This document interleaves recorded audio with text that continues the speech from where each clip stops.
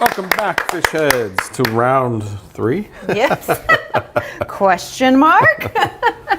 We do so many in a day and it starts all just kind of like blend together. Welcome back to Fresh Friday 2024, our second annual Fresh Friday. We appreciate y'all, as always, tuning back in to the third stream. We have a lot of people joining us. Repeats here. Got Roger, Autumn, Beverly, Brian. A lot of these names I'm seeing in all of them. We got Chad, Fish Tanks, Becky, Sean. Thank you all for joining us. Most of you, for your third stream in a row already. Yeah, absolutely. And make sure you guys smash that like button. And if you aren't already subscribed to the channel, we appreciate that greatly. We do these live streams all the time. We're also dropping recorded video a lot too, so you don't want to miss that. Yep. And for more information about the sales, giveaways, and everything that's going on, go to waterboxaquariums.com. It's going to have everything on sale, US and Canada. More information on all the giveaways and stuff. And for this stream, we have 4 $500 Waterbox gift cards to give away at the end of this stream. $2,000 more going out out of a $12,000 total today. And you have the giveaway open for this stream for 28 more minutes, so until 3:30. Enter in, and that's going to be for the 4 $500 gift cards for this stream. And then you also have a grand prize that we got going on. Yeah, so the grand prize is happening at 6 o'clock. That entry is open now. You can head to waterboxaquariums.com to do that. It's a $1,000 gift card that we're giving away at 6 p.m. And we're also giving you guys a bonus word each stream. So if you tune into each stream, you're going to get a bonus word that's going to get you more entries in to win. And they already dropped it. And I think it was fast. Discus. So. Discus. So you put that into the grand prize enter giveaway area on the website. It's not for this stream, it's for the grand prize, and that gives you extra entries into that. So, but if you have not yet, you have 27 minutes to enter for the $500 gift cards that we're giving away at the end of this stream. Yeah, so definitely take advantage of all of those giveaways. We're giving away lots of monies. Lots and lots of monies.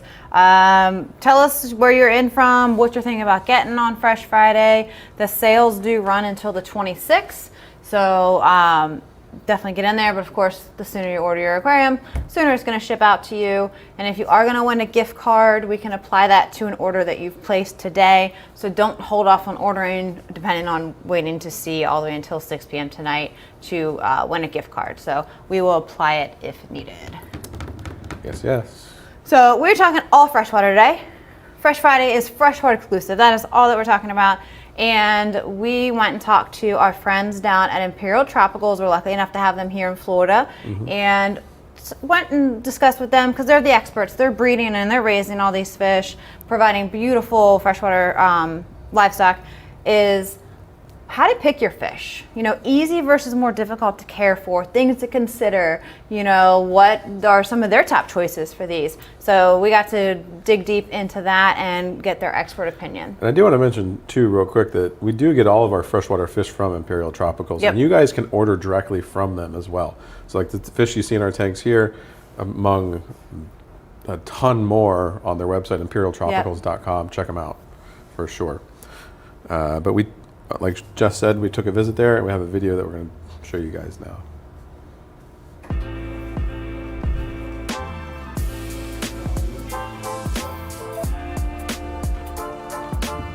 We're muted, right? What's going on, fish heads? We are here back at Imperial Tropicals with Mike, one of Florida's leading fish farms here since 1970. We appreciate you doing this with us. Thank you. Again. And let's start with talking a little bit about the history and the mission of Imperial Tropicals.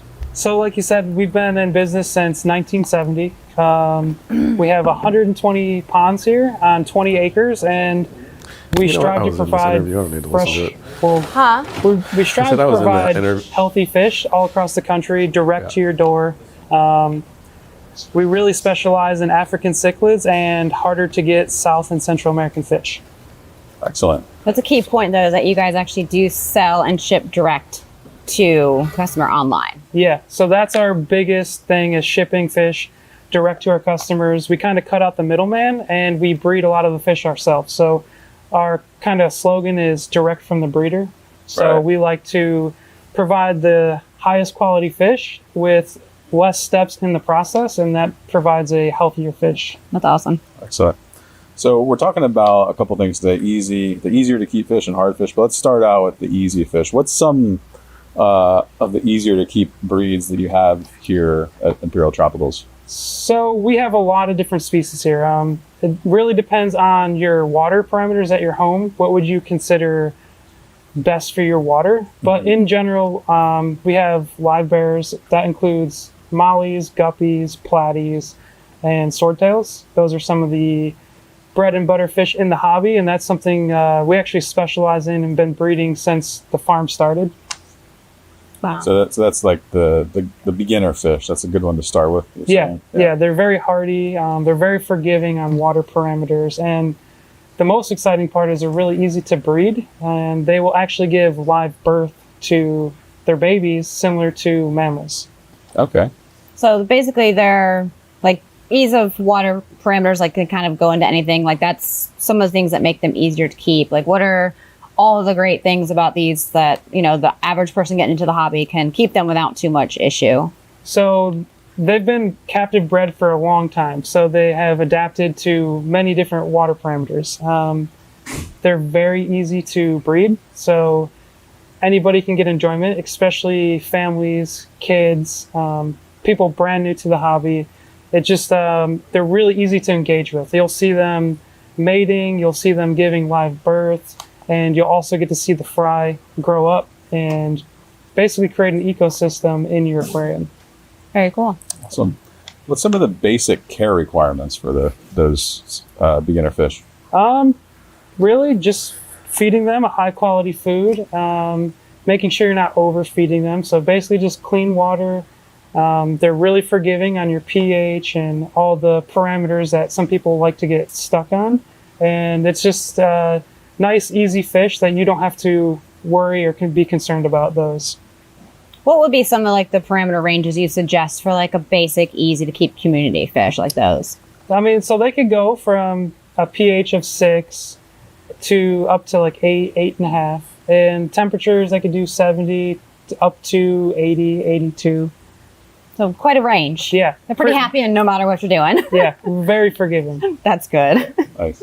So with the live bears, so you're saying they're easy to breed in your aquarium. Does that end up causing any issues? Do they get eaten? Are they going to overtake someone's aquarium? Is there like, things to know before you go and just get a lot of live bears in there? And like, should there be a certain number of females to males? Any specifics? That's a great question.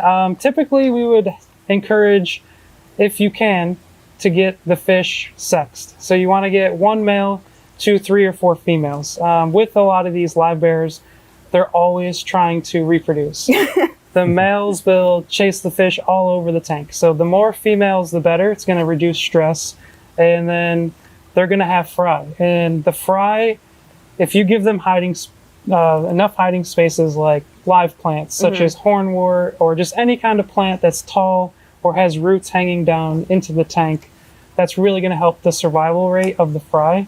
But they will eat their own young. The other fish in the tanks will eat them as well. But inevitably, you're going to have fry survive in a tank with a lot of live bears. So you could have definitely a very large population over time. You can. Now, for those, are usually the males prettier than the females, or can people get all females and avoid maybe that overpopulation if you've got a smaller aquarium? You don't want more of them. Yeah. So males in general are typically going to be bigger, prettier, more colorful, longer fins. A good example of that is a swordtail. The males will have a nice long sword and the females will not. But in general, the males are prettier. That being said, being that these fish have been line bred for so long, females can also be pretty too. And you'll see that in some of the fancy guppy types now. Even females will have long flowing fins, bright colors. So the options are limitless. Okay, so if you want to get some really easy to keep beautiful fish without all the breeding, just stick with some females and avoid the overpopulation. Yeah. Okay. Mike, what would you say is your favorite easy to keep fish and why? The most hardy all around, my personal favorite, I would go towards the line bred swordtails. I would say probably like a red tuxedo swordtail. You get a really bright colors. Males and females have nice reds and blacks in them. You get the nice cool swordtail. You can get lyre tails as well. So the males will actually have two swords, and they have nice long flowing fins. So that's a really nice one. That sounds beautiful. Yeah, they're really cool. We'll have to check those out later. All right, you mentioned line bred a few times as far as like swordtails and guppies. So what exactly does that mean? So in the fish industry, basically we're just referring to a fish that we selected for very specific traits, whether it's color, size, fin length, and you select those traits and you use those for your breeders, and that's going to give you a better, nicer end product. So if you're breeding a fish with long fins to another fish with long fins, you're going to accentuate those fin lengths. Okay. So you just gotta keep doing that until you get the best form of it possible. Yes, and to touch on that a little bit more, it takes many, many generations to get those traits to be what we would consider pure. So you might be breeding a fish for 20 years to get that trait to be pure. So every time the fry look like parents. So that's quite extensive as far as like going in there and like picking select trait and actually getting to the end product that you want like consistently is a long process. Yes, and that is something we've been doing here for the last 50 years. So that's why you have such beautiful fish. All right, so we talked about the easy to keep fish. What are going to be some of the harder to keep fish that you have here at Imperial Tropicals? So that's going to be a much larger list of fish, but we're going to narrow it down to a few types that are hard based on water parameters. Okay. So things like discus that are wild caught, or fish like Tanganyikans that require a much higher pH. Those are some of the more harder to keep fish. Okay. What specifically makes them more challenging? Just the water parameters? Water parameters, some fish that are wild caught, they tend to be harder to adapt into your aquarium. So they don't want to take prepared foods, or maybe they're just shy and they're hiding, so they become lethargic. But what we try to do is line breed these fish and adapt them into our aquariums. So you talk about wild discus. So I know a lot of people think of discus as difficult to keep. How about if they're not wild caught? They can still consider what you would put into a difficult group of fish? I would say yes. Now, they've come a long way. Being line bred for so long, the water parameter requirements are a lot less stringent, but they still do require softer water. We would encourage customers to use RO or salts for Tanganyikans to buffer the water. So it really depends on the fish. Discus specifically, they have come a long way, and there actually are some lines of discus that are very, very hardy now. Okay, that's great. So we're talking on like discus, either wild caught or, raised and captivity, and the Tanganyikans as examples.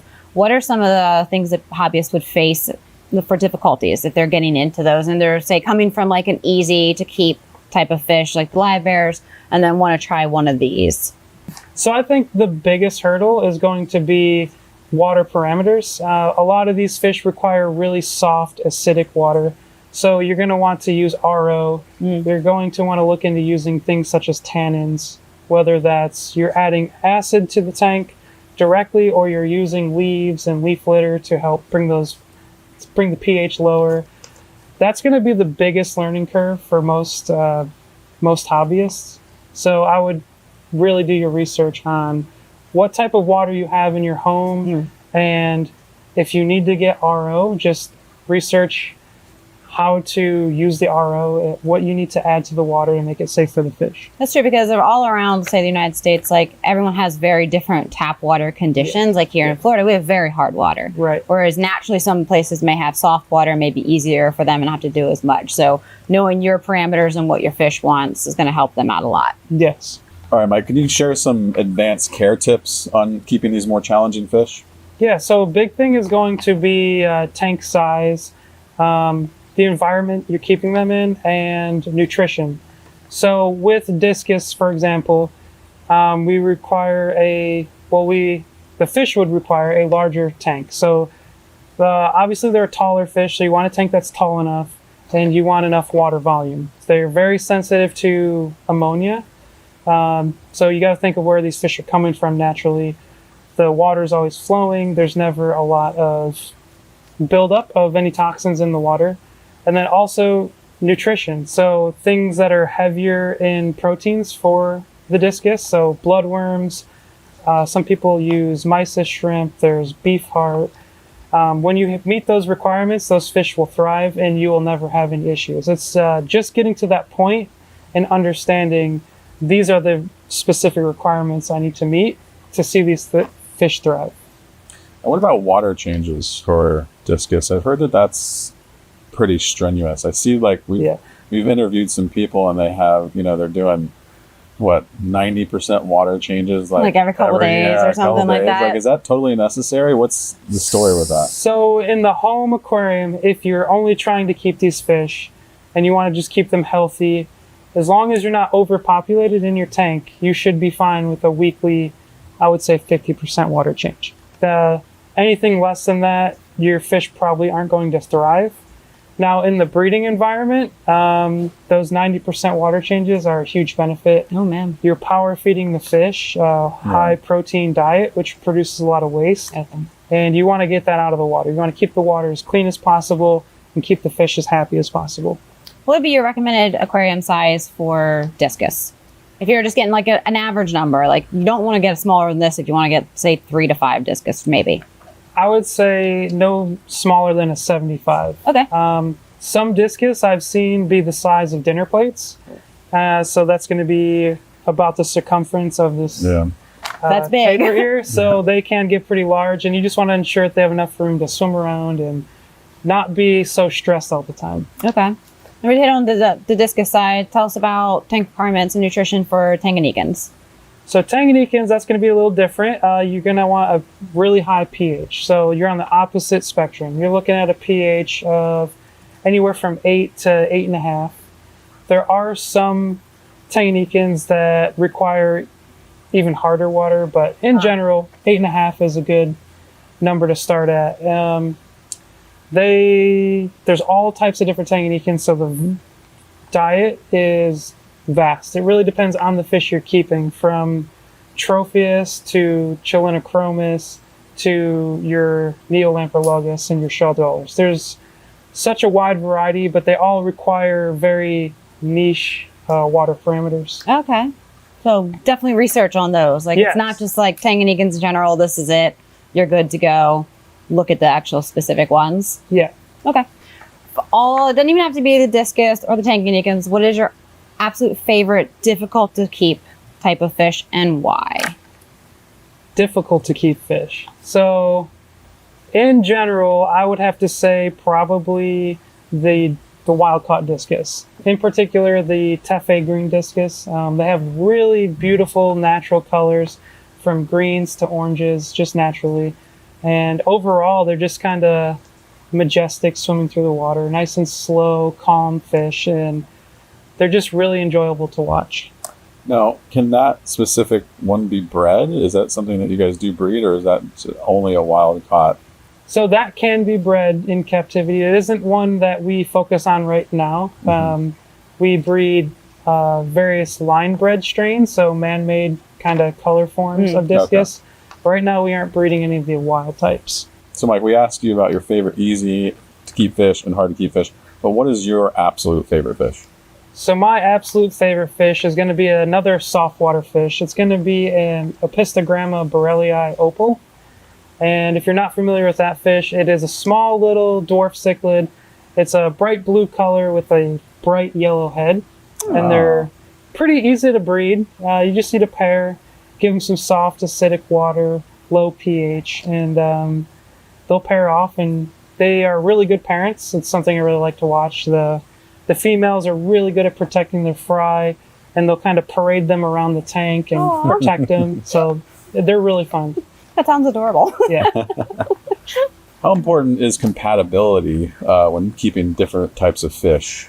So that is a huge one for a lot of our customers and just across the hobby. You see a lot of beginners who will just buy a bunch of fish that they like just based on color or how their face looks, and that's great, but compatibility is going to be the most important thing for the health of your aquarium.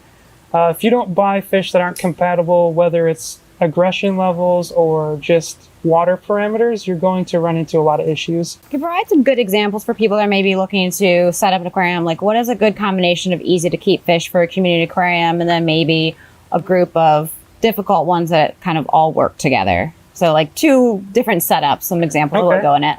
So we'll start with the community type tank first. So the classic, this is my first fish tank type. And so if you went with a type of live bear, so you could get, we'll say swordtails, so any color variety you would like. That would provide a nice fish that will stay at the top of your aquarium and kind of fill that role of watching fish swim around the top. And then you have maybe catfish for the bottom. So you could do Corydoras, which are fairly simple, small, cute, and they're absolutely safe with all fish. They're not going to cause any problems. And then you need a small fish or a medium-sized fish for the middle of the tank. Something like an Apisto would be a great example. They're not overly aggressive, they stay small, and they're not going to harass or chase around any of the more less aggressive fish, like the swordtails. Okay. So there's a second part to that, is the opposite side of the world, and that's the African cichlid tanks. So their requirements are a little bit different, and there's a couple different ways you can keep African cichlids. There's the more popular way, it's growing in popularity, which is an all-male African cichlid tank, which can be done, but something I personally recommend to see more natural behaviors is a species-only African cichlid tank. So if you're doing a peacock or a hap or a Mabuna type, I find it a lot more enjoyable to have just that one species. So say you wanted to do just one species and you wanted to do the lemon jake peacock, for example, it would be really more enjoyable for you to just have a nice breeding colony in your tank. So have 1 male to 5 to 7 females. And what that's going to do is you're going to see a lot more of the natural breeding behaviors. You're going to see the less aggression. The males are always going to fight with each other when it comes to some of these fish. So if you just have a nice breeding colony, you can sit back and watch your fish and enjoy their natural behaviors. Because I know that's the most common way, is putting just a ton of male cichlids together. Right. People want to do that because the males have the most color. Yeah, so usually the females are not nearly as pretty, so they want this like jam-packed, colorful African cichlid tank. But you're gonna have a lot of aggression when you do that. Yeah. So a way to avoid that aggression, a lot of people will pack their tank. The more fish, the more spread out the aggression is going to be. And then also a really key point to that is to make sure you don't have any females in that aquarium. Oh. Even if there's just one female, that's going to upset the balance. Okay. And all the males will try to breed with her, and it's going to be a constant fight. So it's really important for customers and for fish keepers that they get all males for those tanks. That's a really good important advice, because you wouldn't think but that one female will throw off that somewhat harmonious aggressive balance. Correct. Okay. Yeah. So, Mike, let's talk about what's most rewarding when it comes to easy to keep tanks, community tanks, or like the harder to keep fish. What would you find the most rewarding between both of those? I find a harder to keep tank is more rewarding.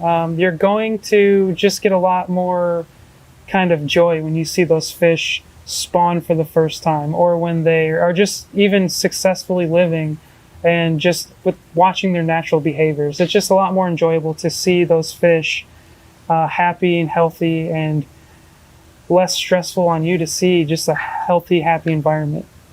Do you find that most customers start with the easy type of fish first, and then naturally they want to get into the harder to keep stuff? You see that a lot in reef aquariums, right? You start with the easy corals and you jump up to the harder. Yeah. Everyone typically always ends up with the harder stuff. So I don't know if it's the same with these fish.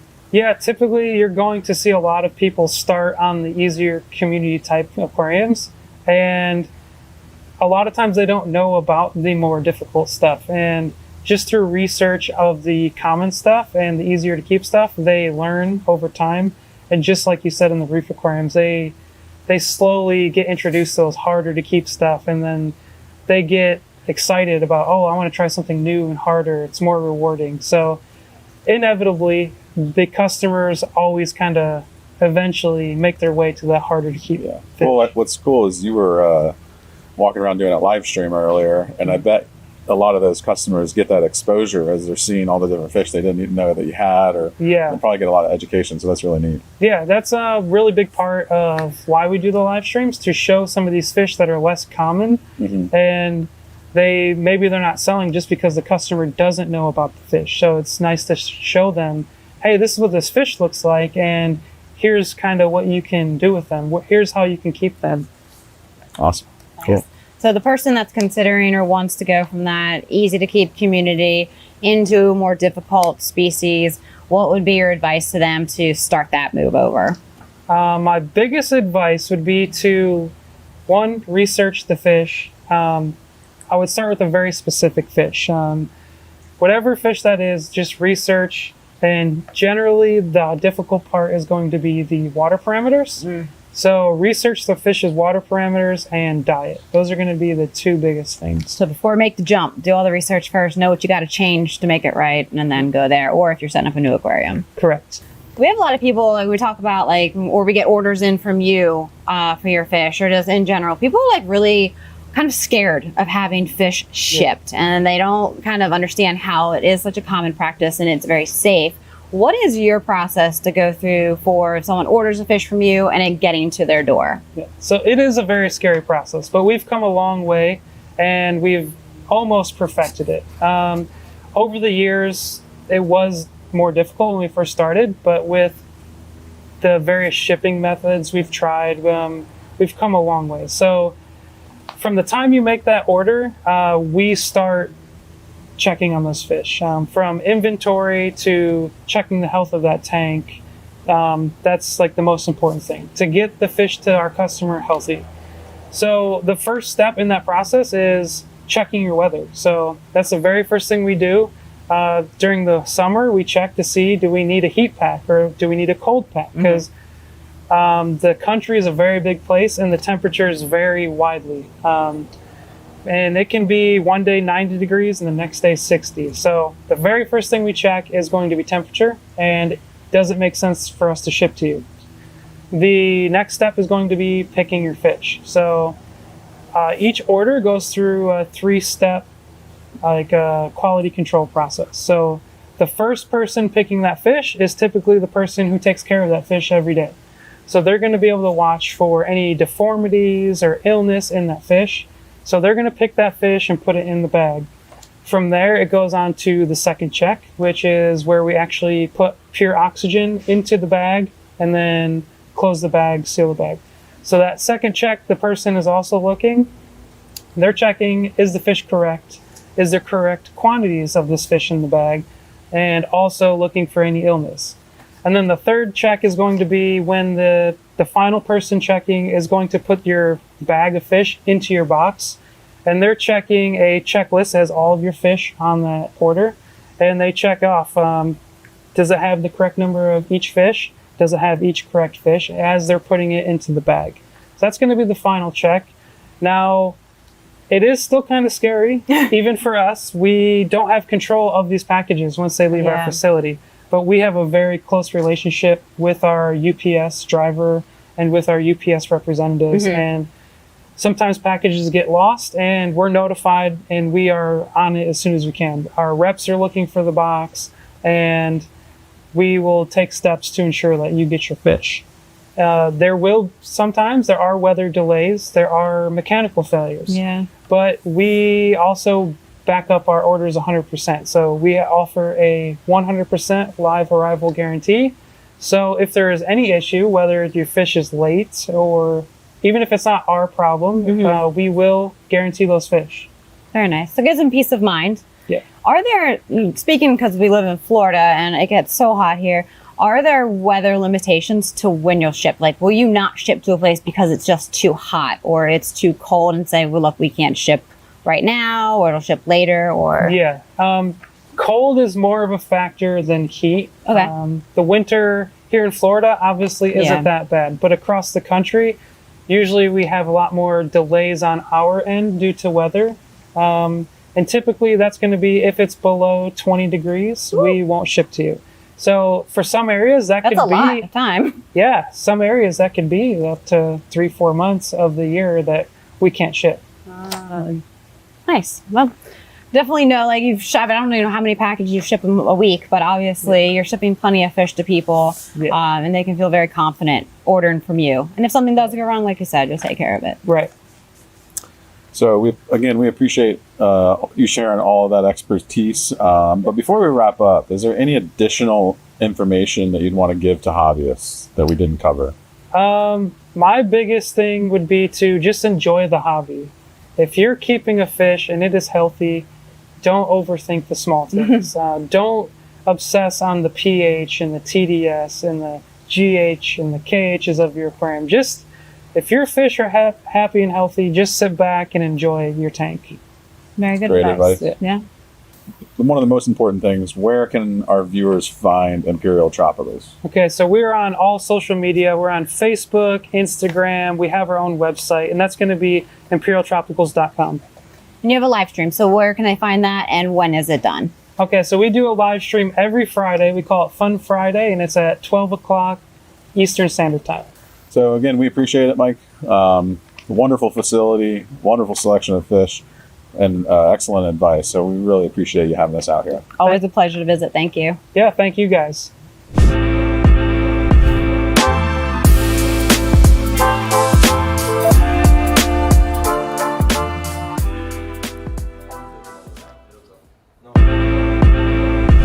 Woo! We're back. Hope you guys enjoyed that video as much as we enjoyed going out there and visiting our friends at Imperial Tropicals. I do want to mention again, if you guys are looking to get a huge selection, They care about everything, fish-wise. Yeah. and it ships right to your door, visit imperialtropicals.com. Very, very great company. What is it, third generation? Yeah, third generation. Third generation. They've been doing like this. the 70s. Yeah. So, I mean, they know what they're doing. They have a beautiful facility. And that's something we noticed when we went there last year and also still this time is how clean and healthy the facility is. Okay. Yeah. In my like 20 plus years of like working in fish stores and running stuff and like going to wholesalers and all that, it's one of the cleanest facilities I've ever seen for fish. Yeah. So it's kept very, very well. And you can check out last year's with them where we actually check all the big grow out vats outside and stuff like that. So if you want to see more about the facility, you can check out last year's stream on Fresh Friday with them also. Yeah, and I want to mention too something cool that Mike does is he does a live stream every Friday, right? Yeah. So he does a stream where he goes through all the new fish they have in. They talk about it. You can ask him questions. So check out that. I think it's noon on Friday. So Yeah. check them out on YouTube. They do actually live stream as well. Yeah. Awesome. So are we ready for winners? Or should we chat? I'm getting it ready. Okay. Also, we saw you guys talking about Cuban sandwiches, and now we want a Cuban Dude, sandwich. it sounded so good. You Yeah. guys, we're sitting here just like reading comments and like, we're talking sandwiches today. This is Yeah. great. They have some good recipes. People talking about some good recipes and stuff like that. So, and we have people from all over the place. Thought a lot about weather going on here. Everyone seems to be very hot right You now. guys are making friends in the comments. I love Oh it. yeah, so we like to see everyone chatting and kind of having a good time while we're here. So If you haven't already, punch the like button aggressively. It helps us out a lot. do whatever you want, just as long as you You hit can also the like. you can tap it too. You could tap it. Probably not as exciting for Rich here, though. Yeah. All right, ready with the first two? All right, we're going to announce two of the first winners for the gift cards.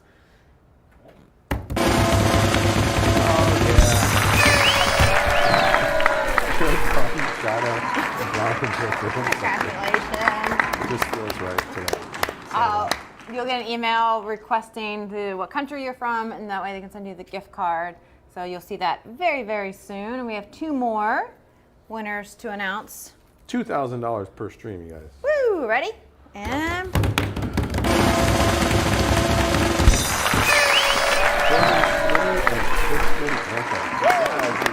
$2,000 more given away. Yeah, Means who we have approved all of $6,000 these more to go. Monies to be given I away. believe that was you. I don't know if it was me. He's like, I do not agree to this. I was gonna say something until I forgot. Oh, makes it kind of hard to read it with the confetti. I Little noticed bit. that. Yeah. It just makes it, you know, more fun. Yep. And this is You why I gotta don't have read confetti. it. My vision's horrible. We used so. to do real confetti. For the finale on these events, Yeah. and you loved it. That was my favorite. And we had confetti everywhere for weeks. Mm-hmm. So congratulations to you guys. Thank you for tuning in, of course. And next stream, we're doing the same thing. We got $2,000 to give away. We'll have a bonus word for the grand prize. So you don't want to miss out. We will be back in 24 minutes with one of the most favorite streams that we do on our events is Owner Spotlight. People love this. Tune in. And I do believe both of the owners will be joining us in the chat. So make sure you're with us because they're going to be there to probably answer some of your questions and just watch along with you guys. Love it. See you guys See in you a soon. few. Fresh Friday is happening now. Save up to 20% site-wide now until July 26th. Take advantage of our financing options with rates as low as 0% APR for 12 months. To get all the details, visit waterboxaquariums.com.